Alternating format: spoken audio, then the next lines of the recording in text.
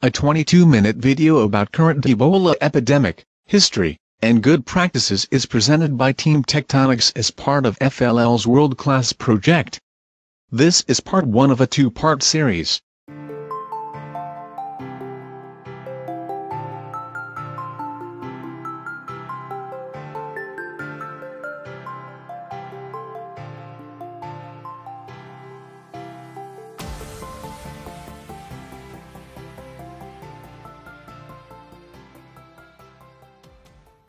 Hi, I'm William, but you can call me Bill. These are my friends Andy, Allison, and Julia. We are here to talk about Ebola. Dude, I read that Ebola and Marburg hemorrhagic fevers are diseases that often lead to severe illness and death in both humans and other primates. They are caused by filoviruses. So wait, what are filoviruses, and how are they transmitted to humans? Filoviruses are from the family Filoviridae. They are believed to be zoonotic, meaning that they are transmitted to humans by animals.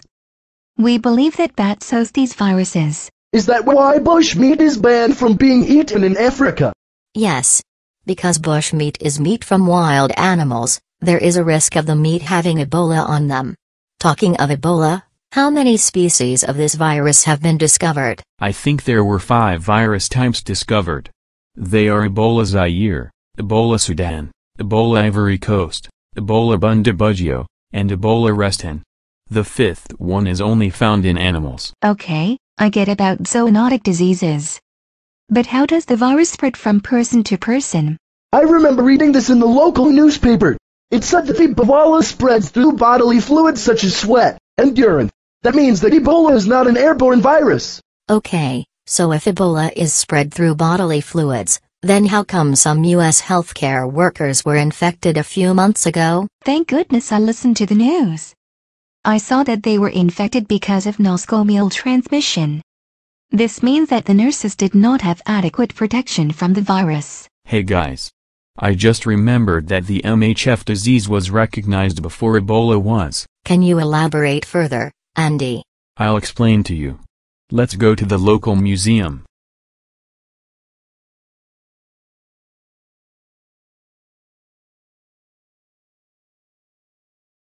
Hello viewers. Are you enjoying the video so far? Then why not publicly show how excited you are by subscribing to Team Tectonics on YouTube? Our team works hard to make these videos to inform the public about current hot topics. We will continue to release new and informative videos only if you sign up. I sure hope you know how to drive this thing. Julia is freaking out back here. I tell you, she needs to calm down sometimes. Shut up, Allison. I'm just scared that Andy is driving the car, okay? Don't worry guys. I've got this under control. I just got my learner's permit 2 weeks ago. And you always started driving anyways. How did the DMV not fail you, Andy? Wow, you suck Bill. I'd like to see you get your license anytime soon. You failed your driving test 3 times, for Pete's sake. Guys, stop fighting. The museum is right there.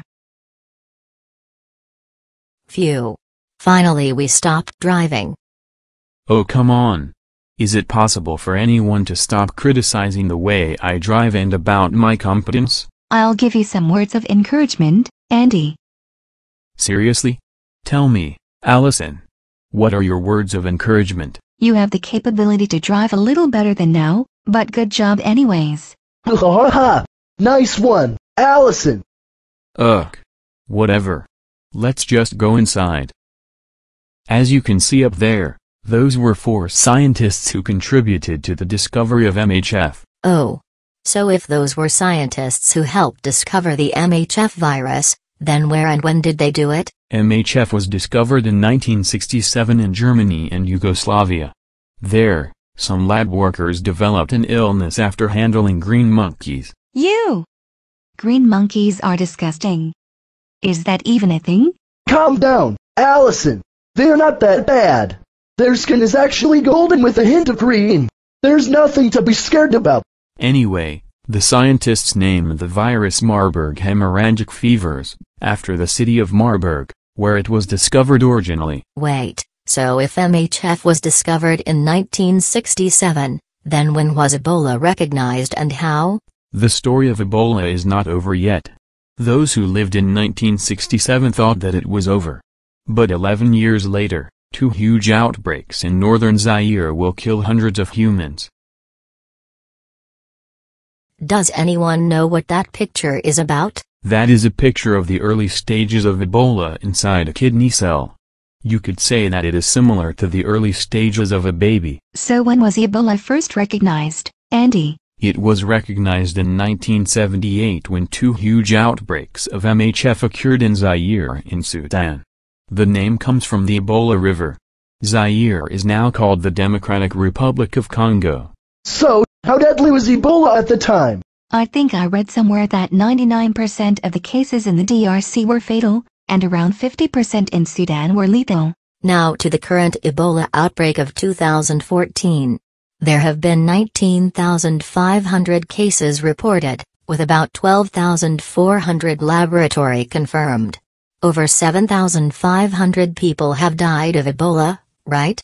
They even have a picture of those who died in 1976. How'd they recover it from so long ago?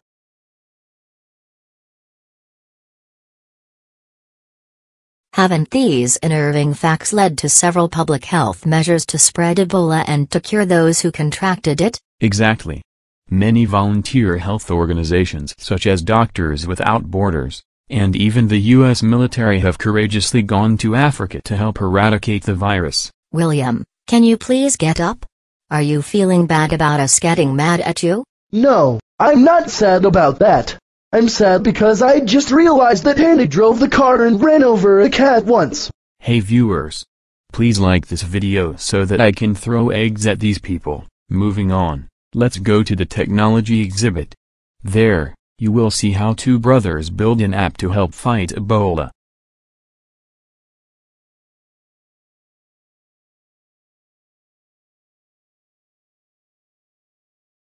Hello viewers. We've all seen how tragic and shocking the Ebola outbreak in West Africa is. It is very difficult to find a cure to Ebola and it costs lots of time and money. That is why we need your help. Ebola Care is a non-profit organization that aspires to eradicate Ebola from West Africa. If you would like to go and help, then call 240-340-HELP. Thank you for your time and attention. Please help us fight Ebola and triumph over the virus. Hey Andy, who are these 2 people, and why are they famous? These 2 people are Philip and Malin Albert, from South Africa. These brothers worked together to develop an Ebola app. All I've heard about this is that it is for Android. But what does the Ebola Care app do, and how does it help the Ebola patients? I read on the CNN website that it's designed to help healthcare workers in the affected region to contact trace, collect data, locate resources, and coordinate with ambulance teams. Doesn't it also help care for children who have been abandoned after their parents contracted Ebola? Right on, Allison. The app does help care for abandoned children whose parents have Ebola. Moving on, does anyone want to know how the app works? I want to learn how it works, Andy. Me too, Andy. Me 3, Andy. Okay then, here is how the app works. It uses the phone's GPS to locate the precise location of a patient and the phone's camera to photograph the patient. That's so cool. Can it also store data on the phone? Exactly, Julia. The data is stored on the phone until the Wi-Fi network can be reached. It is then transmitted to cloud servers so that other healthcare workers can access it. In fact, Harvard School of Public Health epidemiologist Caroline Buckey is using cell-phone data in West Africa to predict where the disease might migrate. Wow, seriously? I would have never guessed that an epidemiologist would use an app that 2 brothers made.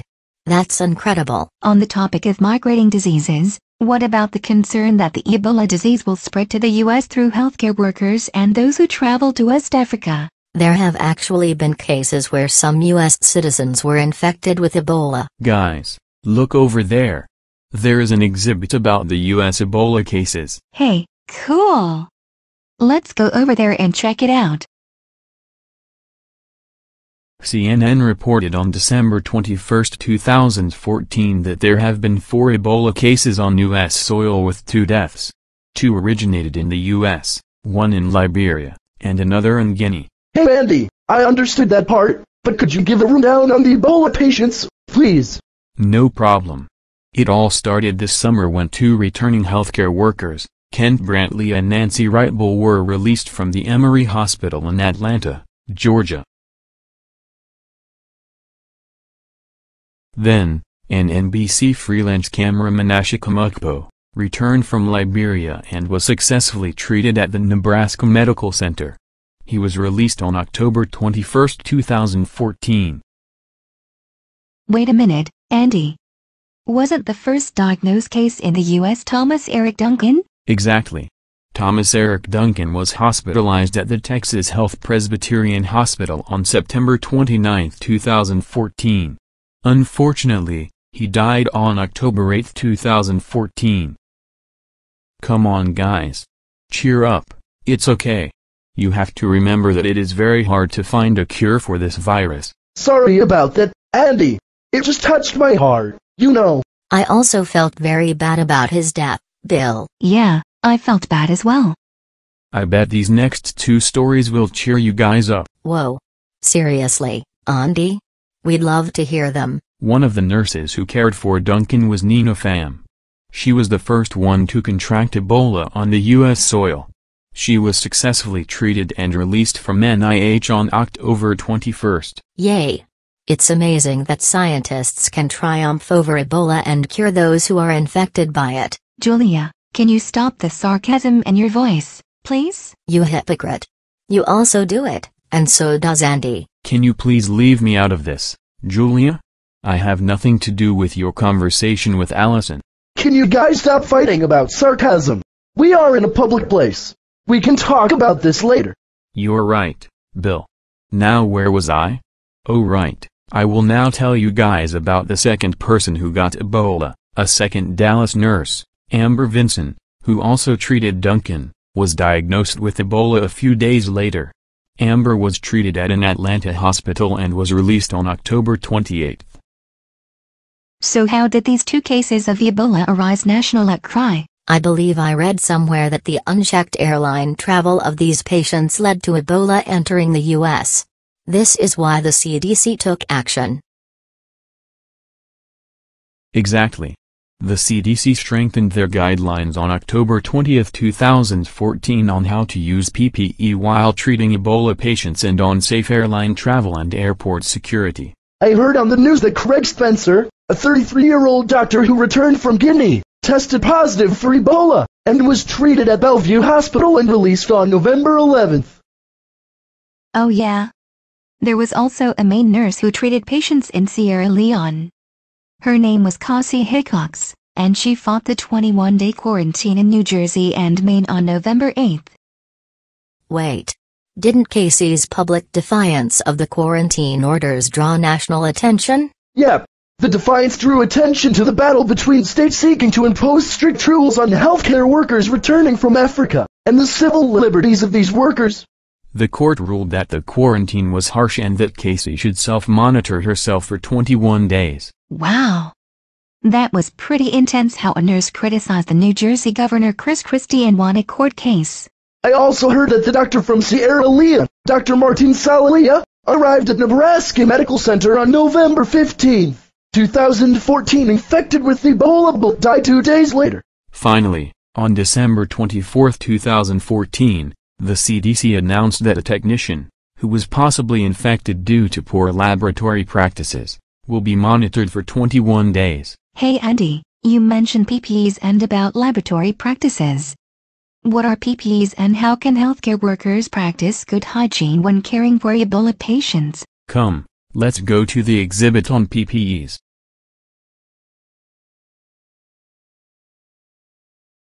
This exhibit is about the proper guidelines to put on PPE, or personal protective equipment, OMG.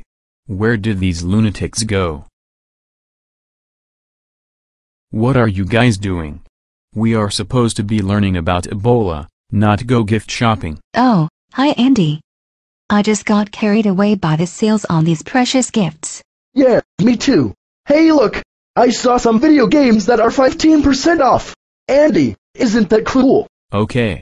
First of all, you are acting like you've never seen any 15% off sales before. Second, no, it isn't that cool anyways. Third, tell Juliet to stop being mesmerized by the diamond. Dude, can you shut up? I have a right to love things, okay? Julia, I am not questioning that. I'm just saying that we are here to learn more about Ebola. We can visit the gift shop later. Hey guys, Andy's right. Why are we in the gift shop now when we should be learning about Ebola? Let's go to the exhibit Andy was showing us. Thanks, Bill. So anyways, this is the exhibit about how to put on PPE and how to take them off. Hey Andy, could you explain each step in more detail than this poster does? No problem, Julia. Let's see here. Putting on PPE. Step 1, the gown. The gown should cover the torso from neck to knees, arms to ends of wrists, and wrap around the back. Wait a minute. What is a gown and why is it used when treating Ebola patients, Andy? A gown is It's a long cloth that goes down to the feet. It is needed to protect the worker from contracting the virus should the patient sneeze or vomit on the worker, right? I believe that I asked Andy that question, Julia. Whatever, Allison. I just didn't want to feel like the stupid one, okay? Is it just me, or are people more interested in arguing rather than learning about something cool? No. We are all interested in learning about this, right? Yeah, I am. Yeah, me too. Okay then. So Julia basically explained what a gown is correctly, I guess. Anyway, step 2 is the mask and respirator. Wow. So how are healthcare workers supposed to put the masks on? I'll tell you, Bill. Secure the mask at the middle of the head and neck using ties or elastic bands. Fit flexible bands to nose bridge. It should be snug to the face. I can see how the CDC made these rules so important. What's next? It says on the wall that the third step is to put on goggles or face shield. Exactly, Bill. When one puts on a face shield, he or she should place over face and eyes and adjust to fit snugly as shown above. Oh, excuse me guys. I need to use the restroom. Be right back. Hey. Stop getting excited about this. Oh gosh. Wow. I need to use this time to get up to speed. Yeah, I feel so free that I feel like dancing down the hall. Julia, look at this. Step 4 for putting on PPE is to extend them to cover rest of isolation gown. I think that these steps are to use safe work practices to protect someone and limit the spread of contamination.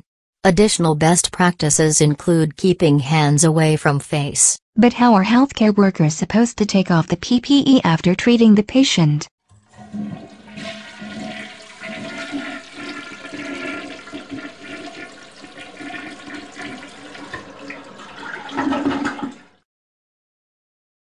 Phew. Sorry guys, I really needed to use the bathroom. The line was huge, though. Don't even ask. I'll tell you. Bill is not here with us because he felt like dancing throughout the museum. Did you seriously have to go up and tell Andy that? Don't worry, Allison. I knew Bill would do that anyways. I overheard you guys asking about how the workers take off the PPE once the job is done. Yeah. All we could understand from this is the pictures and the steps. Could you explain to us how healthcare workers should take off PPE? No problem guys. The first step is to grasp the palm area of the other gloved hand and peel off the first glove. Then, slide the fingers of the ungloved hand under remaining glove. What about the face shield and goggles? Remove the goggles and/or face shield from the back by lifting headband or earpieces. If the item is reusable, place in designated receptacle for reprocessing. Oh boy, that was amazing! I had the rush of dancing for 10 minutes. I'm gonna pretend I didn't see that. Anyways, the next step is to take off the gown. Unfasten the gown ties, taking care not to let the sleeves contact your body. But Andy, how are you supposed to remove the gown? Is dexterity needed? A lot of dexterity is needed. One must pull the gown away from the neck and shoulders, and then turn it inside out. What's the next step, Andy? When you take off the mask, grasp the bottom ties or elastics, then the ones at the top, and remove it without touching the front. Discard in an infectious waste container. At the end, shouldn't healthcare workers wash their hands? I read about this on the CDC website. It said that one must wash his or her hands or use an alcohol-based hand sanitizer immediately after removing all PPE. Exactly. That's just about it. If healthcare workers follow these guidelines, then we can prevent more outbreaks. Hey Andy, I also heard about contact tracing. Could you explain that? Ooh. That's a fascinating topic. Follow me to the contact tracing exhibit. I don't get this picture. What is it about, Andy? That is a poster of the contact tracing algorithm.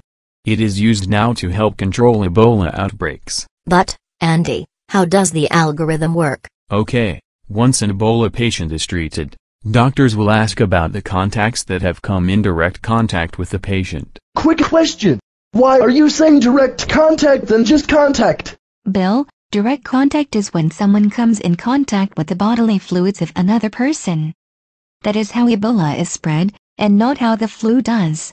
So Andy, what happens next after the Ebola patient gives a list of the direct contacts?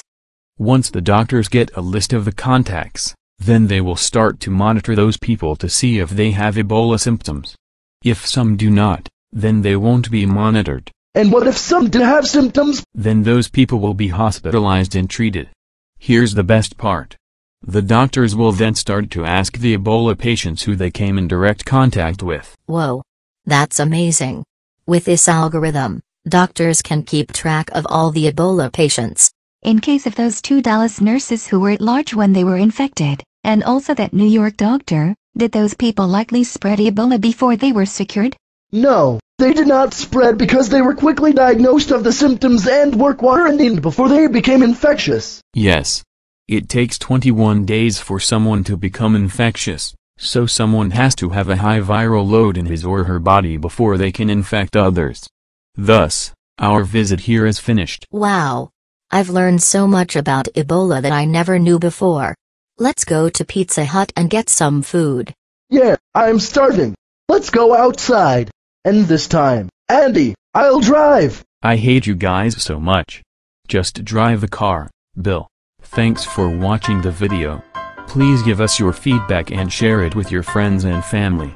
Don't forget to watch part 2 of this series, which talks about Ebola research.